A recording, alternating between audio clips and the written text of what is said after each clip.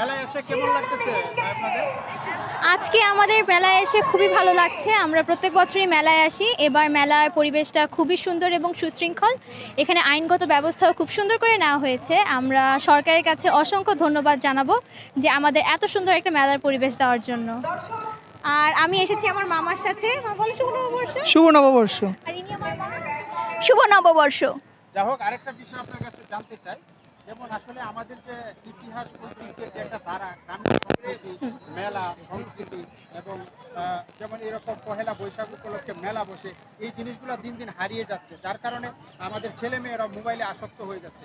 এবং এই আপনার সরকারের কাছে কি প্রত্যাশা এই সংস্কৃতিগুলো ধরে রাখার ব্যাপারে?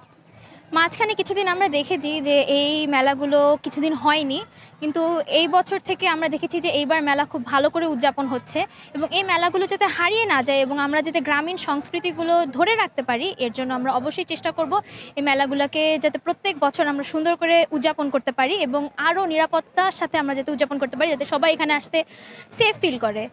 এর জন্য আমরা সরকারের কাছে চাবো যে প্রত্যেক বছর যাতে মেলাটা সুন্দর এবং রঙিনভাবে যাতে উদযাপন করা হয়। ধন্যবাদ।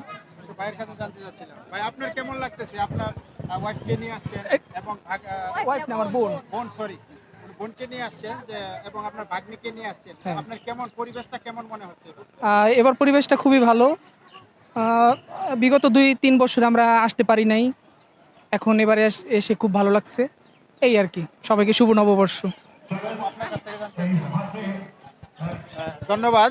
আমরা যে ভাইয়ের যে অনুভূতি নিলাম, যে উনি যেমনটি ব্যক্ত করলেন যে আসলে অন্য মেলার থেকে এইবারের মেলাটা একটু ডিফারেন্স। এখানে লোকজন স্বাচ্ছন্দ্যে ঘোরাফেরা করতে পারতেছে, কোনো উচ্ছৃঙ্খল কোনো ছেলেরা বা কোনো ইপটিজিং করারও কোনো, এখানে একদল যে ছেলেরা থাকতো মেলাকে ঘিরে, এরকম কোনো এখন পর্যন্ত তারা এরকম কোনো পরিস্থিতি দেখে নাই। ধন্যবাদ।